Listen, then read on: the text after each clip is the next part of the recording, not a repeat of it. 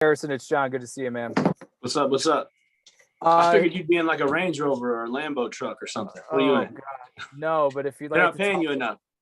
Right, I'll let you be my next negotiator here. I know a couple good car dealers. Okay, yeah, I know you do. From your perspective, can you indulge us in what happened there on the pick six from AJ? Yeah, I mean, anytime you have guys out here take so much pride in what they're doing, it gets a little competitive out there. Obviously, we all know the tempo is and what's really happening right now in early June. But at the same time, tempers flare and there's sometimes a boiling point, and this guy's going a little harder than this guy. And that's just things that come with the game, but that's also what brings people together.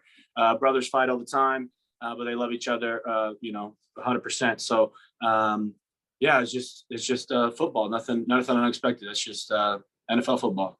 Absolutely. From your standpoint, obviously we knew at this point a year ago, everything with you was regarding coming back and trying to work your way back.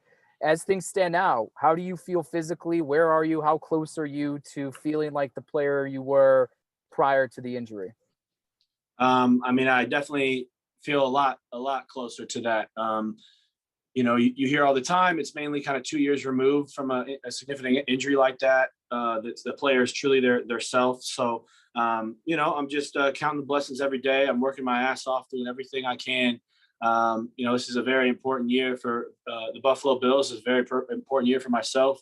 And, I'm just, like I said, I'm just working. All I'm doing is just working as hard as I can to come back even better than I was, in any previous year I've had in the NFL.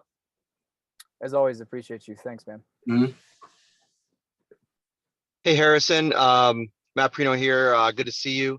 As a team leader, we saw that Greg Rousseau video when they first drafted him, and you popped in there, and we've talked to you about your impact on Ed Oliver over the years. What do you say to a young guy like AJ Epinesa? I know it's just football, but in a moment like that where you can kind of maybe explain why maybe somebody took something he did, personally or whatever. What do you mean? Frame the question a little bit differently. Yeah. So if you have a young player, obviously AJ's in his second year and maybe he was playing a little bit too fast and maybe somebody didn't like that. What do you say? What do you use that, as like a teaching moment or anything like that? Or do you even see that as your role as a leader? Oh yeah. I mean, let's see. I mean, this is the most competitive business there is in anything. And even when you're the guy, you're the guy at your position, they're still bringing people in on Tuesdays during the season to try to take your spot or to find someone cheaper or whatever. I mean, that's what this business is. That's why it's so cutthroat. But we all love it so much. And yeah, I mean, I've reached out to all of our defensive ends and players every year when the draft comes around. It's amazing opportunity for some people, but other guys kind of get a little insecure once the draft comes around. But you really can't take things personally in this business. It's just what it is. And so I'm going on 4 years in it now, which is still barely anything compared to some of these amazing vets. But I've seen the rotation. I've seen the cycle of a year in the NFL and the changeover. And so yeah, just trying to be the light in each other's ear. But again, if you do everything right and if you're working as hard as you can to be the best of your ability, I tell the kids that I work with too, my playmakers, same with the guys here, really any level. You might not be able to be the absolute best at what you do, but you can definitely be your absolute best. And so, you just try not to take things personally and just work on yourself and know that, for AJ, for example, you mentioned his name, that the AJ Epinesa today was better than the AJ Epinesa yesterday, and that the AJ Epinesa tomorrow is better than the one today. And if you can just do that with yourself, I mean, the cards will fall the way they may. What have been, obviously you've been out on the practice field now with them for a few weeks. What have been your impressions of the rookies on the D line in Bouye and Greg Rousseau? Number one thing, I think I said this last week too, they want to be good. And that's really important trait to have. They want to work. They want to, if I'm after practice doing something on a sled, they'll come over and say, hey, what are you doing? Can you explain why you're doing this? Or can you show me how to do this? So that curiosity, that desire to want to be good is the number one building block that they can build upon. And then they both just have some uncoachable traits that are fantastic. And I think that as the speed of our practices start to speed up once we get to training camp, and a little more consistent of what this pace actually looks like. Once they find their rhythm in this league, I think that they're both going to be fantastic football players. Awesome, man. Thanks. Good to see you. Yeah, you too, man. Hi, Harrison. Matt Fairburn here. Aside from, what happened today with the little dust up, what have you seen from AJ Epinesa? I know he spent a good amount of time here this offseason, and you do that as well. What have you seen about the work that he's put in and kind of transforming his body a bit? Yeah, I mean, football is such an interesting sport where the weight room matters so much more than other professional sports. In my opinion, I know I'm not in them, but I just feel that way. And so although, if you're 10% stronger, it doesn't mean you're going to be a 10% better football player, but there is a give and take. And so to see guys in the offseason like AJ and some of these other rookies going from year one to year two or year two to year three, really take advantage of the offseason, really take advantage of still being young, having less snaps than somebody else, so you're a little fresher for the offseason. I think his jump has been amazing. And I mean, everything I've seen from you guys, you are kind of already on that trail that he's been doing fantastic this offseason and wowing a lot of people. And so, again, super, super happy with him. What do you remember about year one to year two, and maybe some of the challenges or some of the benefits of having gone through a year, and just what that transition is like? Definitely a night and day on the mental side of things. Rookie year, there's just so many emotions going into it. What am I get? So that's a whole different ball game. And then two, what to train for. That rookie year, it's combine training that does nothing for your performance on the football field, and draft visits and all that gunk. In year two, that off season is just focused on being a great football player. And I know after my rookie season, I took that year extremely serious. Was doing 2-a-days all the way through January, February, March. After OTAs, I was staying after, trying to be the last guy to leave, those type of things. And started off that next season, playing pretty good football before my injury. And so I think that's the approach a lot of guys take going in their second year. Thanks, Harrison. Appreciate it. Yeah, thank you. Global Harry, Mookie Hawkins with Cincinnati. How's it going, big guy? Hey, good. What's up? Can't call it, man.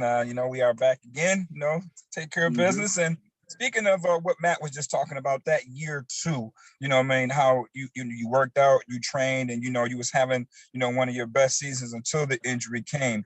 Are you back to that same way come year four? Yeah, without question. So last offseason wasn't able to do that because I was rehabbing the whole time. So you're working against your body, and I couldn't in February last year, I couldn't even think I was just maybe running for the first time, like underwater or something, I hadn't even, versus February this year, took a little, like maybe a week off for the Super Bowl, and then was back to training twice a day, lifting, running twice a day, my routine. And so, this off season for me feels very similar to the one in 2019. Right, man. I seen you on vacation on the stairs, still working out, still yeah, we had a little family vacation for my dad's 60th, and you got to get it in wherever you can. Absolutely, man. And speaking of getting it in wherever you can, this is year four for you with the same coaching staff, the same coordinators. How comfortable does that make you feel going into this season, and what are your expectations for this season?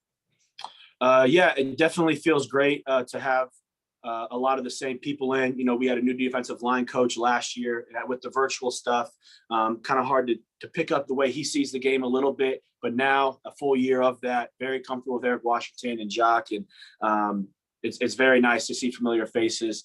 So I feel very confident in my abilities to retain our playbook and at least execute what they're asking me to do. Execution is a very big thing. Goals for the season, personally, or as a team, or either, however you feel. Yeah, as a team, first and foremost, we want to improve upon what we were last year. And so, the first game of the season is the most important game of the season because it's the next one we get to play. And the second game of the season is then the most important game of the season because it's the next game we play. And so with that mindset, our goal is to go 1-0 every week, and you can do the math. Personally, first and foremost, God, Lord willing, just health all the way through the season. in a league that takes so much out of you physically. And then, be able to be dependent upon whatever my role is, execute my role to the best of my ability, whether that's anchoring the run on first, second down and getting after quarterbacks on third down. I feel like I'll be in a very good position physically and mentally to be able to accomplish that. Always a pleasure, Harry. Enjoy camp. Yes, sir. Yes, sir. Hey, Harry, Dante Laston, good to see you again. Yep. How important is it to have high participation rates this early in off-season training? And how do you think that'll help the team once the season begins? Well, I think one of the benefits of people being around is the camaraderie and building a team. I think that's a good thing. And then, especially for young players, being able to experience the playbook for the first time. And, some of the second-year players didn't have this last year. And so just familiarity with our system and the way that the Buffalo Bills communicate, what our terminologies are, things like that are probably the biggest benefits. Thank you. Mm-hmm. And thank you, Harrison. Yeah. Are people still on or no? There's probably about a dozen still on. Oh, I was just going to say, I got my big playmaker camp this Saturday in the stadium. I don't know if we put out a press release or not yet. Waco, no. But this is your press release. Oh, this is my press release. So all media people, we got 200 kids with developmental differences and special needs coming to the camp this here in Bills Stadium on Saturday, 9:30 to 1. Totally free camp. We got fire department coming, police department coming, Jim Kelly's coming. The guys who are around will be there. Food, the whole works. If you guys remember my camp from a couple of years ago. Yeah, absolutely. You guys come anytime you need to pull me off, whenever you can arrive in that window. I'll stop it. I'll probably be dripping in sweat because you guys know how much I like to get after with my kids. But if any of you guys can show up, I really appreciate that. It helps bring a lot of awareness to the kids I work with. Good. You should send something out too. You never even want to help me. This is the first I hear of it.